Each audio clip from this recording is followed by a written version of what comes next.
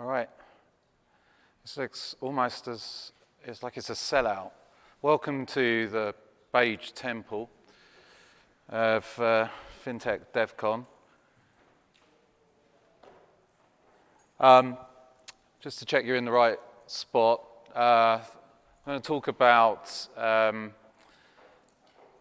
my journey, I suppose, from being a banker to working in Fintech for 15 plus years, where I used to joke about being a recovering banker, and now back to being a banker again. So as I thought about this audience and my experiences and what I'm trying to do now, and the fact that we're all back in a conference, I couldn't help thinking about one of my favorite books. So I promise you I am not on acid. So that's me. In the early 2000s, I worked at a bank called RBS in London and Edinburgh. It was the 5th largest bank in the world at the time. And it was probably one of the most frustrating experiences in my professional career. I spent 5 years there. Towards the back end of it, I was responsible for our digital channels. And I think you'll find, and I know there's some fellow bankers in the room, I think you find it's not for the want of trying in most of these organizations.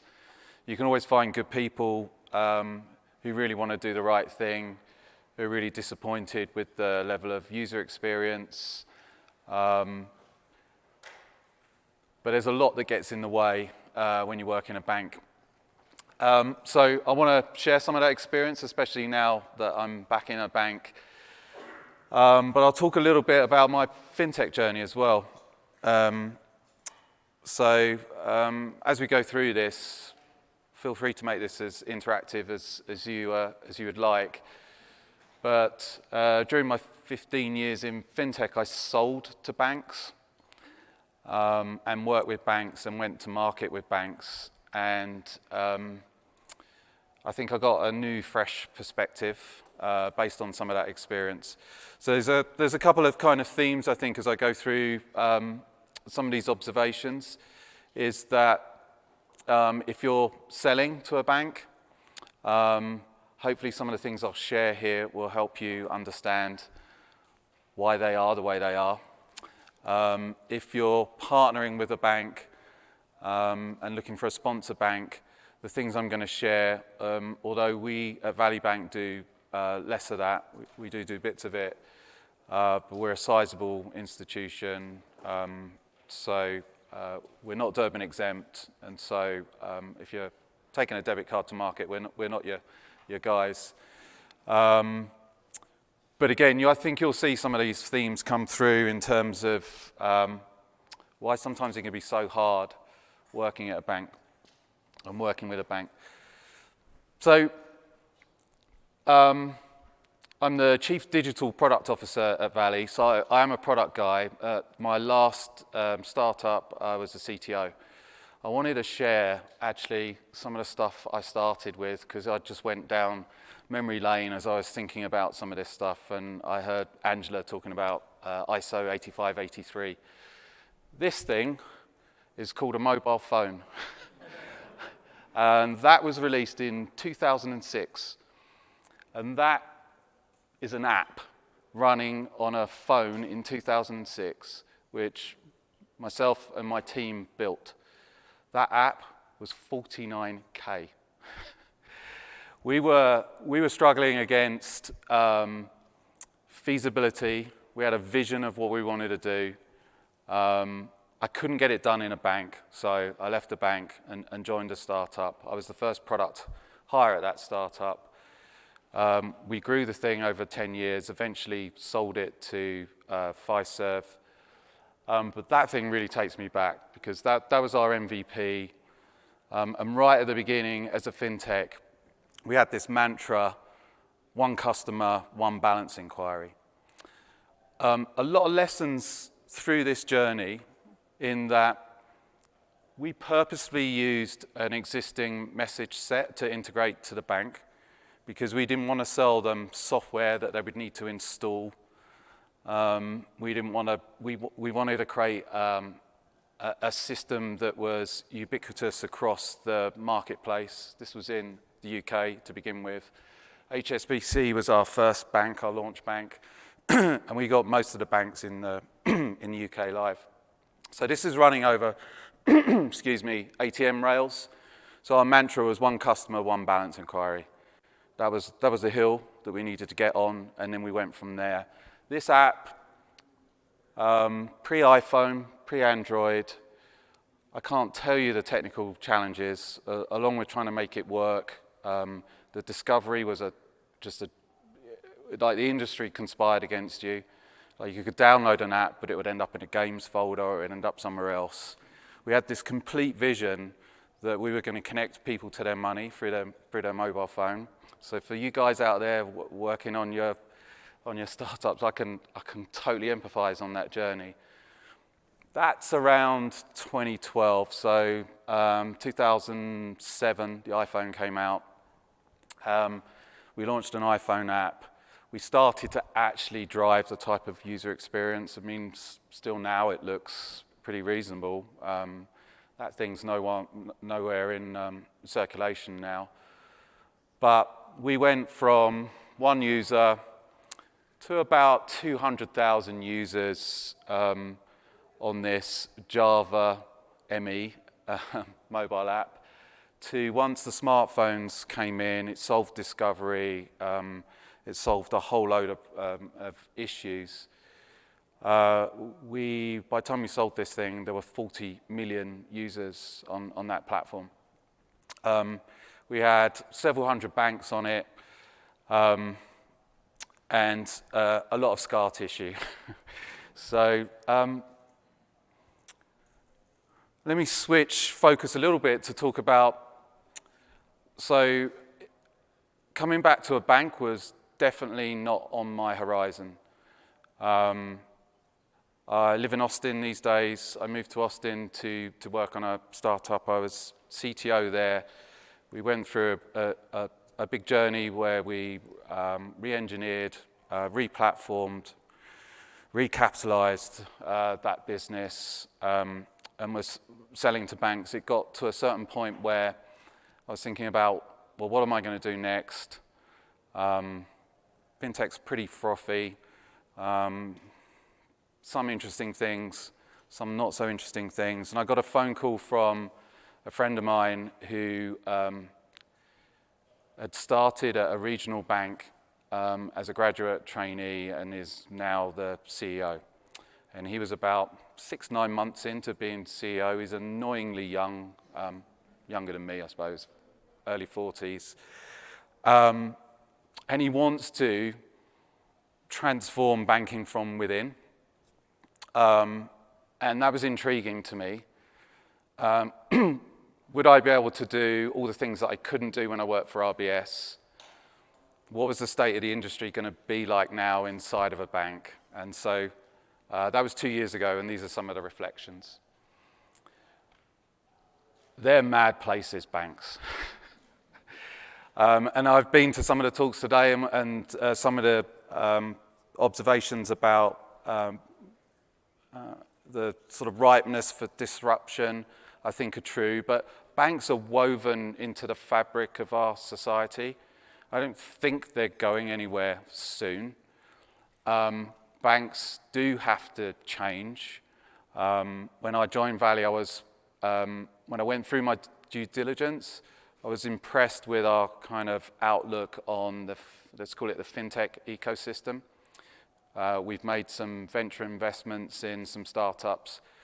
But I tell you, as a strategic investor, and I'd taken strategic money in my previous startups, to take strategic money from a bank, you've got to be really careful, because there are some strange things that go on inside a bank. So I want to take you through some of these today. The way we budget. Legacy tech, sounds obvious. I'll just sort of scratch the surface of that a little bit more and try and explain what's going on. A real particular thing of mine is project culture. As I got back into banks, I couldn't believe how prevalent this is. It does explain a lot of the experiences that we have both as consumers but also as partners and potential kind of vendors, as banks like to call it. And then elsewhere in the conference, you're going to dig into regulation and compliance, but I'll just do a couple of slides on what that means. So, budgeting in a bank, I don't think it's changed for the last 100 years. We're a 94-year-old institution, never had a losing quarter, and there's stuff that goes on that's, when you spend time like building ventures or creating new businesses, it's hard to realize this is happening in a bank. So prioritization is a strange thing in banking. So you have this concept of mandatory and discretionary spend. So the mandatory stuff that's happening is because Visa's updated their rules, or the OCC is saying that we need to do a certain thing. So those mandatory projects take priority. They have to get done. And then there's a big bum fight for discretionary spend. And the way that prioritization takes place tends to be top-down, which can be a little bit counterintuitive, as if you're in a startup and you're thinking about what does my customer need, how do I get the most impact. Here, in banks, you need an executive sponsoring something to happen. That's what makes things work. And those guys tend to have short-term horizons. So banks, we're publishing our results every quarter. We're planning on these annual cycles. It drives this short-termism that's quite difficult to kind of grasp if you're not on the inside of it. So if I'm an executive in a bank and I'm looking at the spend we could do, and I can see if I spend on this thing and it drives shorter-term results, and I can tell the street that I'm doing a certain thing, that type of stuff tends to rise up in the prioritization discussion. The actual process for those prioritizations, it's something to behold. So banks love committees.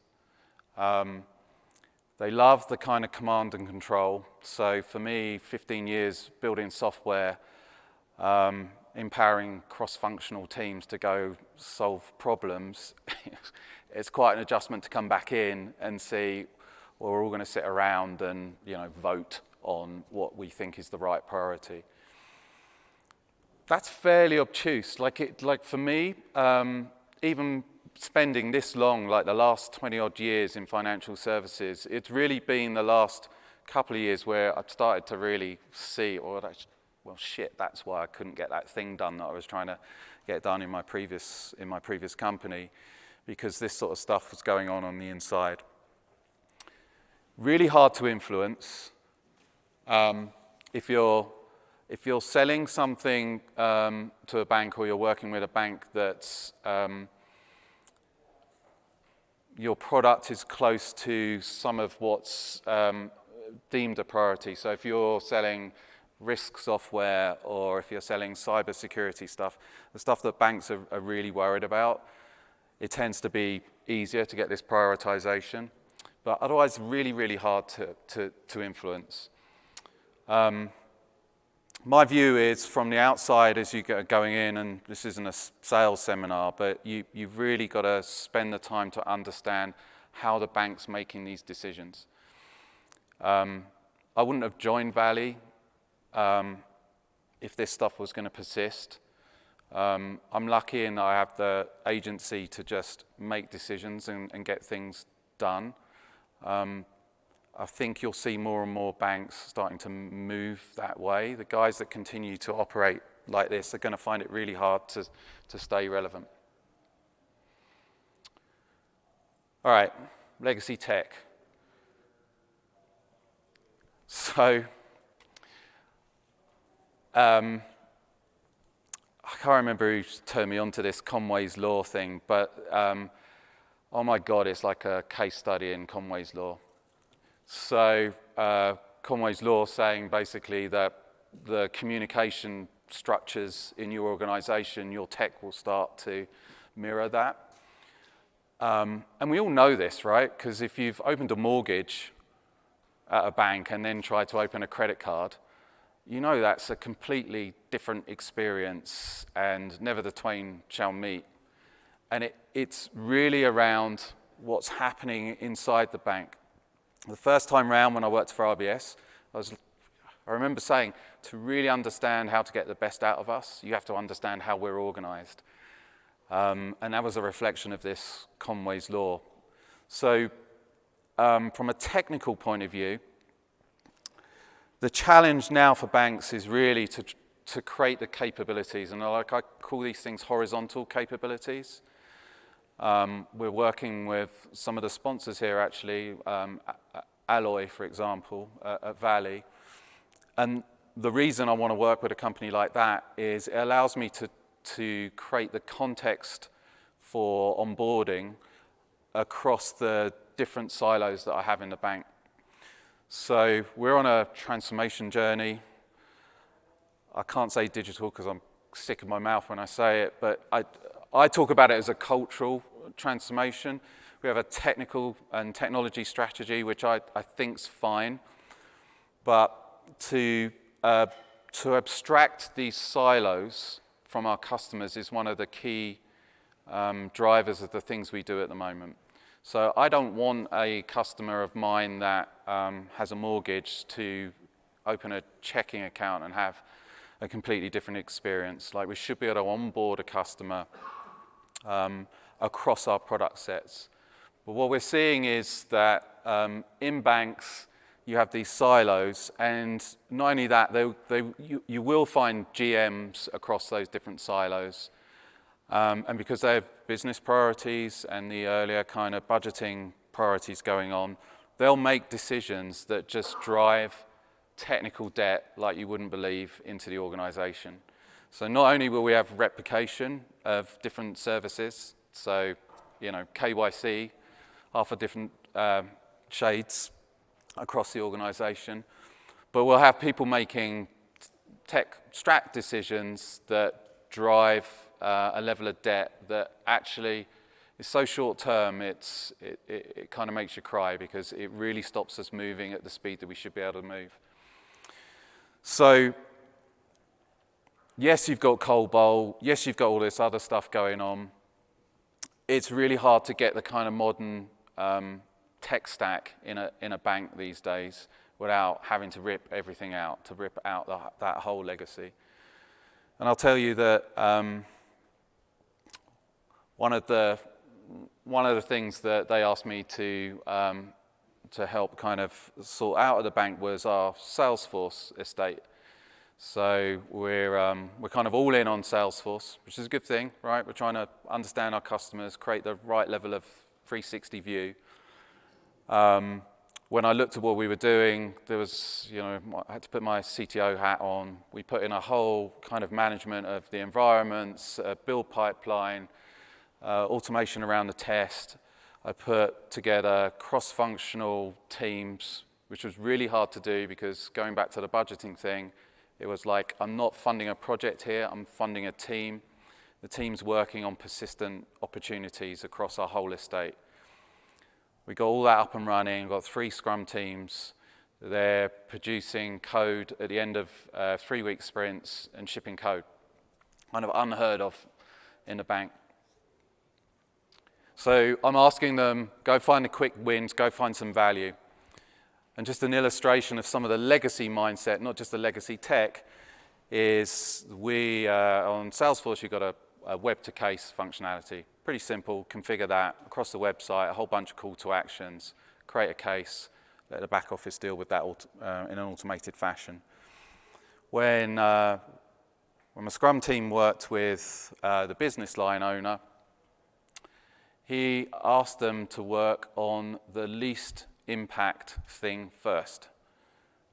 And it drove me mad, because we should be working on the biggest impact thing first. But the legacy mindset was high cost to change, don't like failure, start with the thing with the least impact, because if it goes wrong, no one gets fired, rather than saying, start with the thing with the biggest impact, if it goes right, we get promoted. And so you've got not just legacy tech and lots of it, you've got legacy mindset in there. So that leads to a kind of thing that I'll call project culture. So because you've got this disparate kind of siloed tech stack in a bank, you've also got then kind of a mindset which is we need to control change. So it drives very distinct behaviors in technology, in banking. That previous company, Visa invested in that company, and I remember the CIO, Mike Dreyer, saying to me, I think we were at like 99% uptime, and he's like, you need to be 5 nines. I'm like, well, that's a function of investment as far as I'm concerned. At the time, that was my response to him. More money, and then we can drive the type of uptime that you need. Actually, now I'd change the answer to that, because most of these guys running 5 nines are just restricting the amount of change that they're putting into the system. That's how they create that level of certainty around the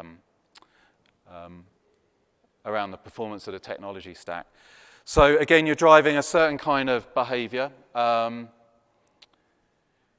it's trying to manage that technology stack.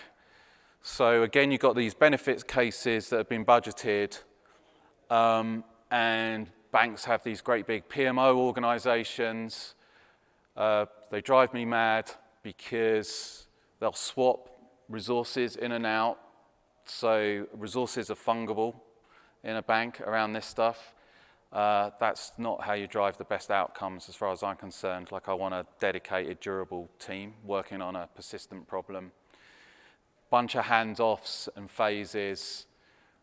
And crucially, we don't have a mindset here. Like, we do a project, we build something, we enhance it, and then it's hand it off and we move off into the future onto the next project. So again, depending on your perspective, if you're working with a bank as a sponsor bank, or if you're selling to a bank, it's really, really crucial to understand their project culture and how they're going to interact with you. I've seen a number of startups that I've advised just get crucified in this process, right? We're all used to working in a room, working agile, shipping code, and in this thing, there's a Gantt chart. You got to pass the various gates and the various phases, and I mean, they kill you with love with this stuff, right? They're doing it because they want to control the change, they want to be sure about what they're doing, but it gets really hard when you want to move fast, and you got a burn rate, and you got to ship, and you want to get a customer on the thing. So get under the skin of the folks that you're working with, ask them about their culture around their project stuff, because these guys just rule in banks. Lots and lots of project folks, and it's this kind of attempt to create the order and the predictability that banks crave. We want to work in fixed start and end dates with these handoffs, and so you get all this kind of cost of ownership that comes in with processes and governance and project committees and a level of oversight. Again, if you're a startup, this stuff can really hurt. So I'll contrast that to the description I gave of the Salesforce teams that we put in place, and we're using that as a blueprint in Valley to roll across some of our other technology estate. When I say I'm a product guy, like, You don't want me near the code. I've had fingers on the keyboard before, you don't want it now. But for me, when I say a product team, it's a cross-functional team. And they're working in a way, I heard descriptions of this earlier in the day, like I want like a continual discovery and delivery mentality happening in my organization. And in that discovery, I want engineers involved in discovering the problem and the solution. So for me, they're thinking about the technology feasibility, they're thinking about the viability of that product, and they're thinking about the desirability. I heard Zach's session this morning from H.M. Bradley, where he's spending a lot of time around that. And again, he mentioned this as well, like banks are great at lagging indicators, right? So we talk about our efficiency ratios, we talk about our loan deposit ratios, they're all lagging indicators. If you're working with a bank and they're talking to you about leading indicators, they're talking about customer outcomes, you're working with a bank that's starting to think the right way, and it would be an indication of this type of culture. One that I'm working hard to put in place. Okay. So, we're regulated. We need to be. It's an absolute minefield, regulation. It could be really frustrating as a fintech working with a bank, and the way that they'll move and their risk averseness. But when you dig into it, it's hard, and banks have developed a capability around this. Some more advanced banks are trying to bring this more as a service to the marketplace. But I can't tell you, it's from federal and state level, numerous kind of regulation around the place. If you're working with a bank from a point of view as banking as a service, there are some things just to think about. It's the bank's charter. It's your customer at the end of the day, but it's my charter, and you could put me out of business if we don't work together correctly on this. So there might be some things that feel a bit, a little bit sort of friction creating. Typically, you're going to find that the bank will want to handle the relationship with the regulators, FDIC.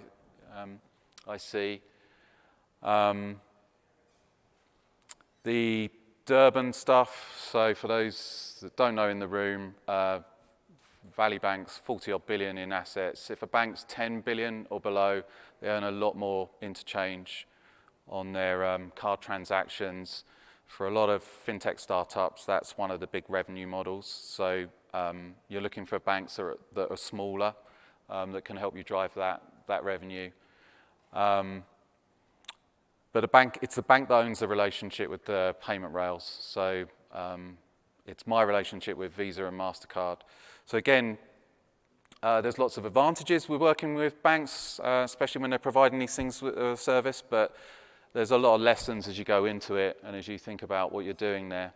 And for us, it's an absolute minefield. So we get sanctioned if we don't do some of the things that are on here. On one hand, you're outsourcing this to a bank, and it helps you not have to think about this. But again, these are some of the behaviors you might find from a bank, because I have to make sure that I deal with stuff promptly. I have to make sure that there are no false claims in your marketing. I need to make sure the disclosures are right and all the fees are included. I've got to make sure that the KYC and the AML is done to my standards. I've got to make sure you're not doing anything that breaks Visa's rules, because they can come down and make life difficult for me. So if you're choosing a bank to work with, you really want to get in early on understanding where their position is on this type of stuff. My experience is, you're going to find different flavors across the institutions, depending on their type of risk appetite and the product and service that you're taking to market.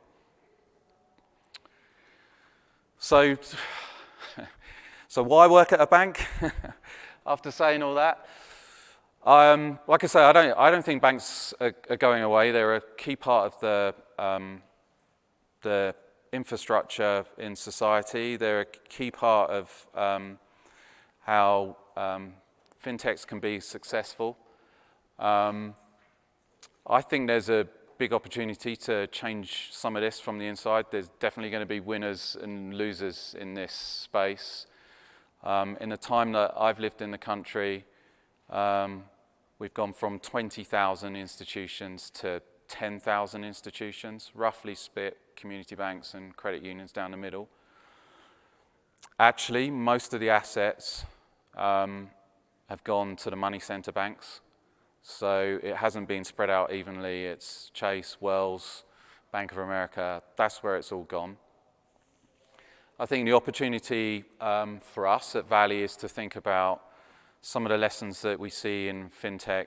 Like I don't pretend that we're going to out-Chime, but I want to take some of the lessons that I've seen in Chime's user experience and their customer acquisition and think about how we apply that to certain niches, especially around small business. So as you think about which banks you want to work with, whether it's to partner with or whether it's to sell some of your services, I think some of the key things here are this last sentence. If a bank is thinking about what's happening in the market and trying to respond faster and iterate faster, you're going to see a bank that's wrestling with some of those observations I made earlier.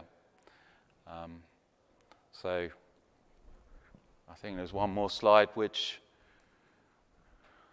I had to include. That's the, I think that was a conference of police officers, but it might as well be bankers. But thanks very much. Happy to take any. So that last sentence that you mentioned, I found very, very interesting. And I'm wondering, how self-aware do you think the industry is right now? And I have a very specific reason for asking that.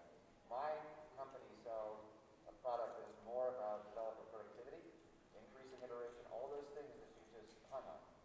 That should be important to banks who are self-aware that they're flagged. How self-aware do you think they are? So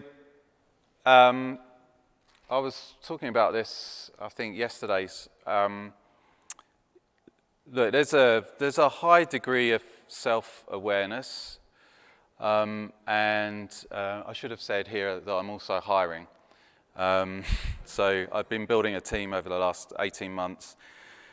And one of the things I say to the folks coming in is, look, here it's not about convincing a bank that they've got a problem. Most recognize they've got a problem. The challenge is how.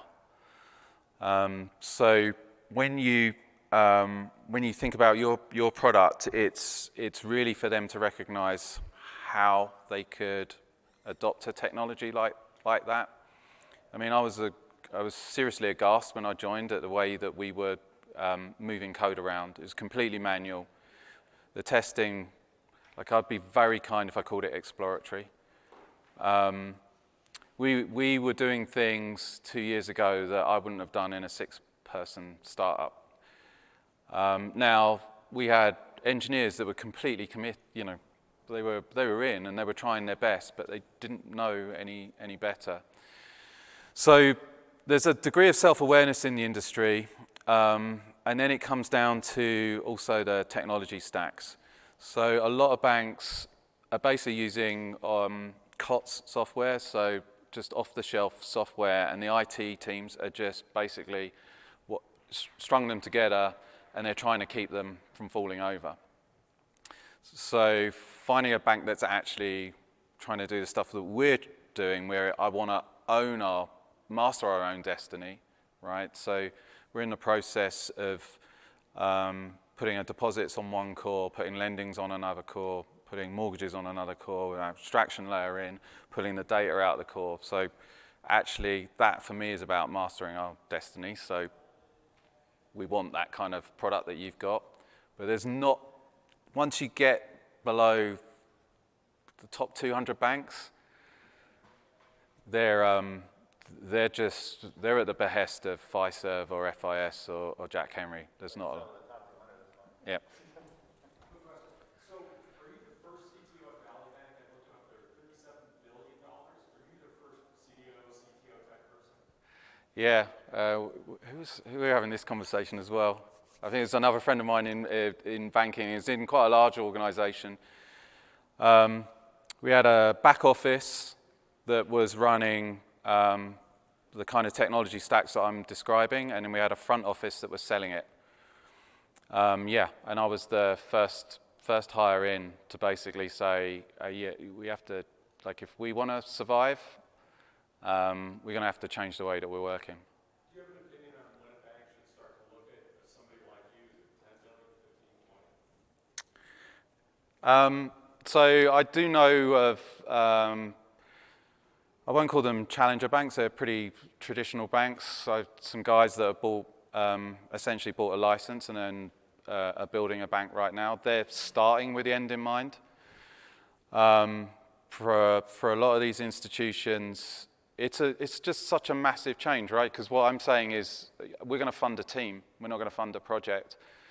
So I don't know if there's a size cutoff, but it's definitely the leadership that you got to look for. If the leadership's in the right mindset, that wants to build an institution, has got basically an idea of a strategy of what we're going to do here.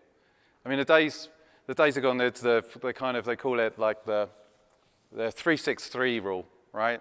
So that's what banking used to be. You take deposits at 3%, right? You put loans out at 6%, and you're on the golf course by 3. And that's what banking was. It's not going to be that anymore. So you said one of the biggest barriers is going from these strung together monolithic systems that all sprung up tangled yarn, Yeah. and then trying to create a more modern API-based system that can be adaptable. Yeah. Which it sounds like exactly what you're doing at Valley, and that's your job. Like, how is it that a bank just doesn't act upon that? And like, what is it that finally motivates a bank to ripping out their entire system and starting anew? And is it just a matter of throwing money at the problem? Like, I just don't see how, in the long term, that is a situation that survives. But also, at the same time, I don't see banks mobilizing very quickly on it either. Not all of them are. Yeah, there's a huge consolidation going on in the industry. So most banks grow via acquisition. You see the Biden administration has sort of come out to say, we probably need to take a look at this.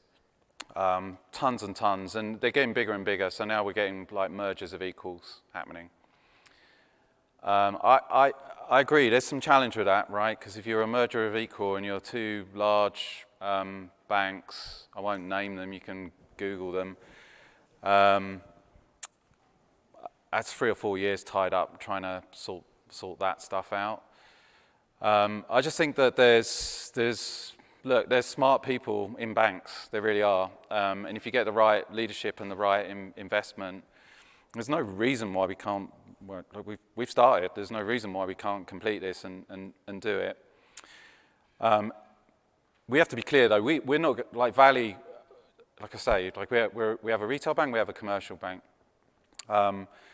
Retail banking is really hard, and I'm more than happy to let the challenger banks go after that stuff. I don't know if you all saw, there was an article recently, Varo Bank, their burn rate. Anyone want to guess what their burn rate is? $575,000 a day. So, like, I used to joke back in the day when we built all the mobile payment stuff, and I remember I lived in San Francisco Bay Area, and Google made their first go at it, and someone was like, "Oh, basically you're screwed," and it's like, Payments are hard, harder than most people think, and banking's the same. Banking's hard. I mean, at the very top level, it's simple.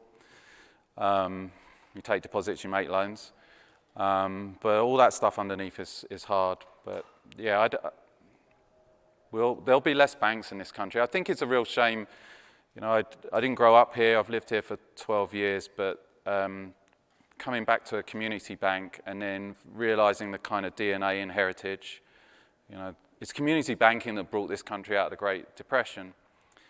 And that was because the banker knew the person whose business it was, and it was about a relationship. And so I think the real opportunity is how do we create digital-enabled relationship banking. So I think you'll see those kind of winners, but I ain't going to compete with Chase, right? Those guys. Hey, Stuart,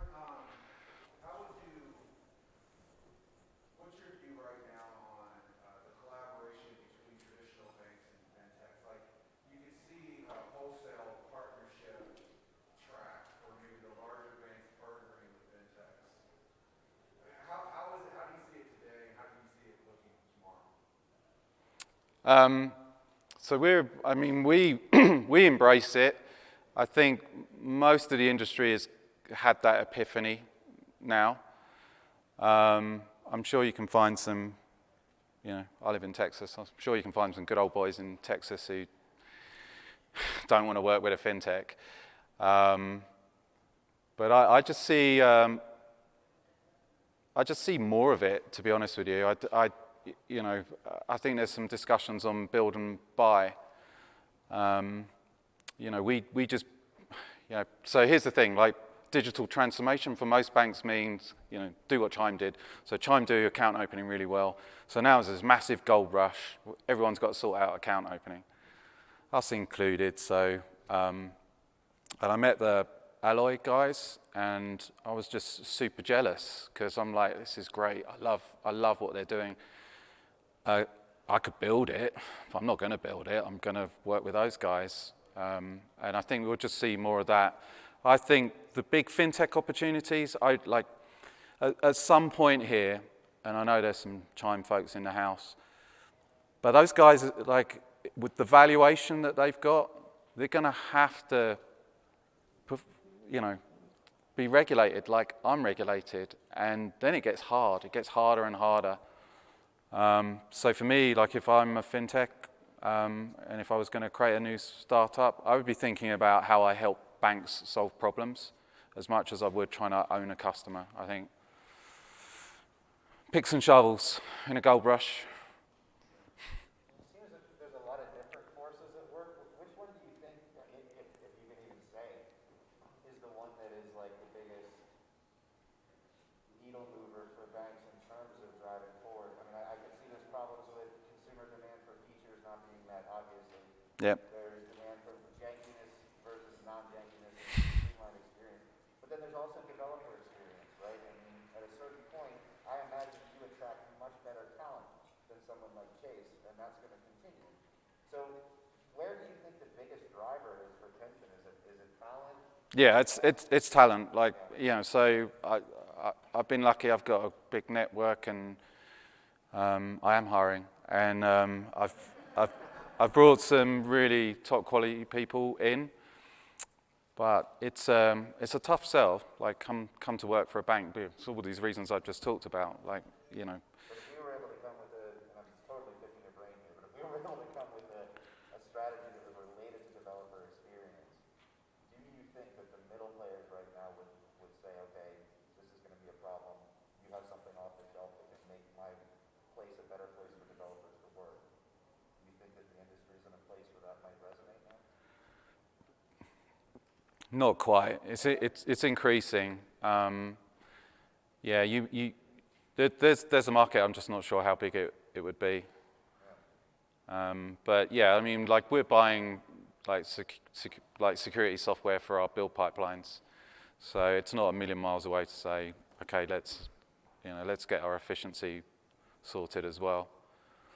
But I don't know, like if you got outside, like I say, outside the top 200. I'll take the top. Yeah.